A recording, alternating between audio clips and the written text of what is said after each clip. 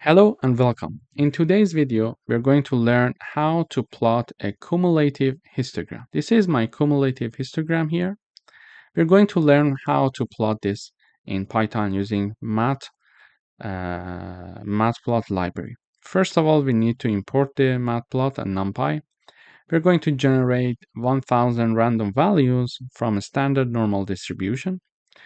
And then we are going to have the hist function to plot our histogram.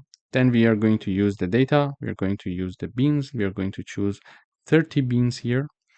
Then we are going to have the color, which is navy, edge color to be black, then the transparency adjustment, which is 0.7, and in the end, we can have the cumulative keyword equals true. When we are having the cumulative keyword equals true, we are going to have our cumulative histogram. So if I want to not to have a cumulative histogram, we can simply remove this keyword and we will see that we are going to have a normal histogram.